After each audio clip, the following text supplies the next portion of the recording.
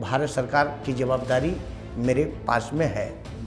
मैं पूरा प्रयास करता हूँ मैं छोटे से छोटे लोगों के बीच में पहुँच सकूँ और उनके सुख दुख में तत्पर रह सकूँ, ऐसा ही मेरा पर्सनल मानना है। आपसे सर जानना चाहेंगे कि आपने एक समाज सेवी के तौर पर समाज में ऐसे कौन कौन से प्रमुख काम किए हैं जिसके चलते समाज को जो है बेहतर मिल सका है। युवाओं के लिए भी काम किया।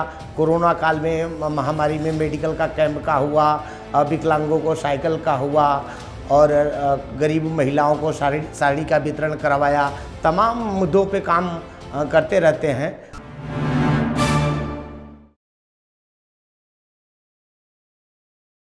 नमस्कार, आप देख रहे हैं एनबीसी भारत का खास कार्यक्रम रूबरू। इस कार्यक्रम के जरिए हम आपको एक ऐसी शख्सियत से रूबरू करवाते हैं जो किसी परिचय का मोहताज नहीं होता, जो क्षेत्र के लिए समाज के लिए पूरी तरह से प्रतिबद्ध होता है, समाज सेवा जिसकी प्रमुख भावना होती है।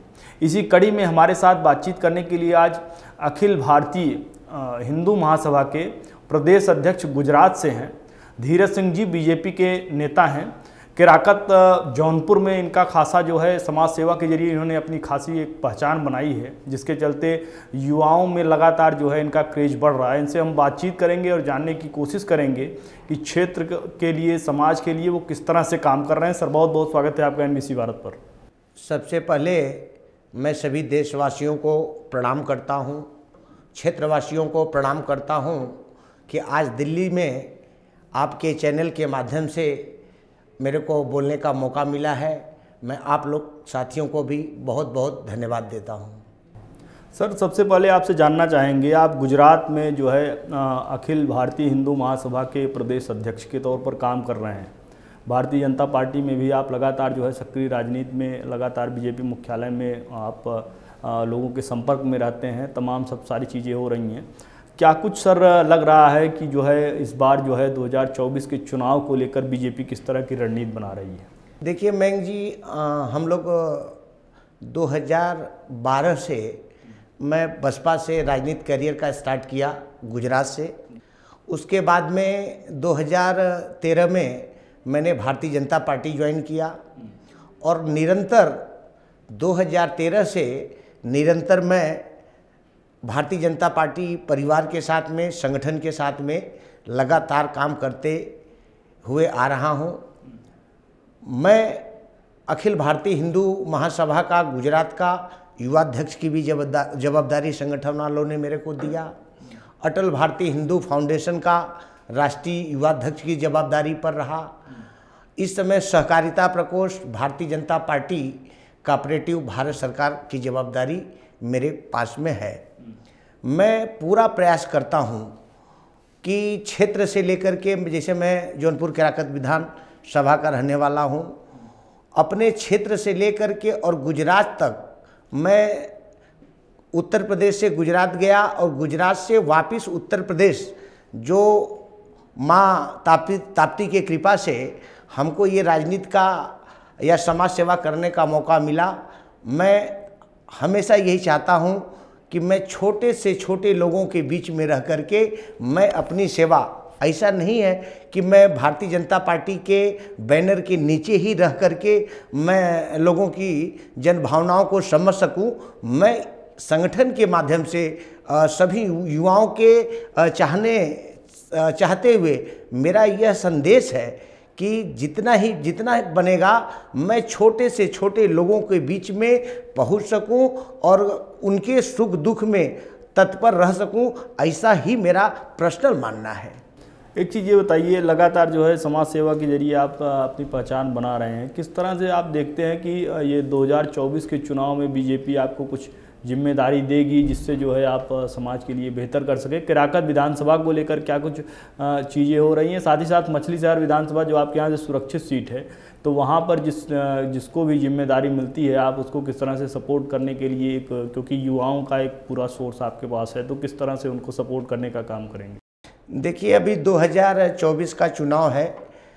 चुनाव में भारतीय जनता पार्टी के तरफ से क्या जवाबदारी मिलती है ये तो आने वाला समय बताएगा।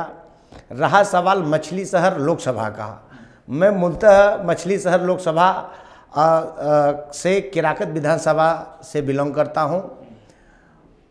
भारतीय जनता पार्टी के पदाधिकारियों को, राष्ट्रीय कार्यकारिणी में जो भी लोग हों, मछली शहर अभी ये पिछले 2 बार से लोकसभा बना हुआ है।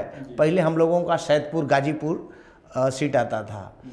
इस समय वर्तमान में माननीय सांसद बीपी सरोज जी हैं। उन्होंने लगभग 5 साल का टर्म था, जिसमें 2 साल 2.5 साल कोरोना के वजह से, लेकिन माननीय सांसद बीपी सरोज जी का बहुत स्नेह काम रहा है क्षेत्र में। इसलिए अब भारतीय जनता पार्टी अगर भाई साहब को, माननीय सांसद जी को अगर मैदान में लाती है, तो हमारे केराकत विधानसभा के और मछली शहर के तमाम युवा साथी माननीय सांसद जी के साथ में है और लोकप्रियता सांसद जी की क्षेत्र में अच्छी है, इसमें कोई कहने की ज़रूरत नहीं है। आपसे सर जानना चाहेंगे कि आपने एक समाज सेवी के तौर पर समाज में ऐसे कौन कौन से प्रमुख काम किए हैं जिसके चलते समाज को जो है बेहतर मिल सका है? देखिए, हमने अभी बहुत काम किया है। मैंने युवाओं के लिए भी काम किया। कोरोना काल में महामारी में मेडिकल का कैंप का हुआ, विकलांगों को साइकिल का हुआ और गरीब महिलाओं को साड़ी का वितरण करवाया। तमाम मुद्दों पे काम करते रहते हैं, अब आगे करते रहेंगे।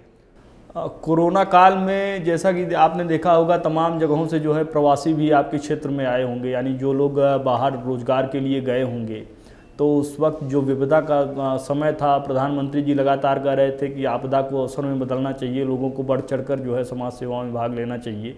तो उस कोरोना की महामारी में आपने जो बिल्कुल गरीब लोग थे उनके लिए आपने क्या कुछ किया? देखिए, हम लोग लगातार कोरोना काल में, अब ये वैश्विक महामारी थी, फिर भी हम लोगों ने संगठन की तरफ से, उस समय मैं चंद्रशेखर फाउंडेशन का गुजरात का युवा अध्यक्ष था, लगातार निरंतर गरीबों के पास में जा कर के 22-24 दिन तो निरंतर सुबह से लेकर के शाम तक वो तो सबके बीच में ही रहा। वो खैर पुरानी बात हो गई है। बहुत ही शानदार काम हम लोग गुजरात में थे। माननीय प्रधानमंत्री जी के निर्देशानुसार पे गुजरात में हमारे प्रदेश अध्यक्ष जो है माननीय CR पाटिल साहब थे, नवसारी लोकसभा के। गुजरात में तो कहने की कोई ज़रूरत ही नहीं था कि किस प्रकार का सेवा भाव, क्योंकि गुजरात पहले से ही कर्ण की भूमि रही हुई है, वो दान पुण्य की नगरी है। इसलिए वहाँ तो किसी भी प्रकार की, या खाने का हो, रहने का हो, या मेडिकल का हो, या कोई ट्रेन की सुविधा हो, बस की सुविधा हो, सारी सुविधा भारतीय जनता पार्टी ने बहुत बारीकी से, बहुत चालाकी से प्रवासियों को देखते हुए इतनी अच्छी व्यवस्था गुजरात में हुआ था कि अन्य स्टेट में इतनी अच्छी व्यवस्था नहीं हो पाई थी, जहां तक हमारा और हमारे संगठन का मानना है। आखिरी सवाल है हमारा, अगर मान लीजिए आपको जो है लोकसभा चुनाव या विधानसभा चुनाव में बीजेपी उस योग्य समझती है, आपको टिकट देती है, तो कैसे आप बीजेपी को ये भरोसा दिलाएंगे कि आप जनादेश जो है या वो सीट बीजेपी के खाते में डालने का काम कर पाएंगे, चाहे आपको केराकत या आस पड़ोस की, क्योंकि केराकत रिजर्व सीट है, आस पड़ोस की और किसी सीट पर अगर जिम्मेदारी दी जाती है तो आप किस तरह से उसको जो है बीजेपी के खाते में डालने का काम करेंगे? देखिए मैंग जी, आप हमारे क्षेत्र से आते हैं, मुरा भाषापुर से हैं। जहाँ तक हमारा मानना है कि हम लोग राजनीति करने के लिए गुजरात में नहीं गए थे, छोटी मोटी नौकरी चाकरी या व्यवसाय करने के ही माध्यम से गुजरात गए थे। लेकिन उस धरती से पूर्व जन्म का या इस जन्म का कुछ भी अपने ऊपर स्नेह रहा होगा मातापिता के आशीर्वाद से, कि आज चल कर के दिल्ली में आप लोगों के सामने बैठने का मौका मिल रहा है। इसलिए हमारा मानना है कि राजनीति में या समाज सेवा में किसी बैनर के नीचे आकर के, पद पे आकर के, या भारतीय जनता पार्टी हो या कोई अन्य दल हो, अगर सच्चा सपूत बनना है तो माँ भारती के बैनर के नीचे बैठ कर के भी देश की सेवा किया जा सकता है, ऐसा ही हमारा मानना है। और हम इसी उद्देश्य को लेकर के युवाओं को प्रोत्साहित करते हैं कि अगर हम भारतीय जनता पार्टी के मान लो प्रदेश की कमेटी में हैं तो लोग हमको जाने, ऐसा नहीं है। हम व्यक्तिगत अपने कर्म को मानते हुए माँ भारती के बैनर के नीचे बैठ कर के हम अपने सफ़र को तय कर सकते हैं। अगर हमारा कार्य हमारी मेहनत और हमारा लगन अगर किसी को भी, कोई भी पार्टी को पसंद आएगा तो ज़रूर हमारे कर्म का फल हमको देगा, यही हमारी भावना है।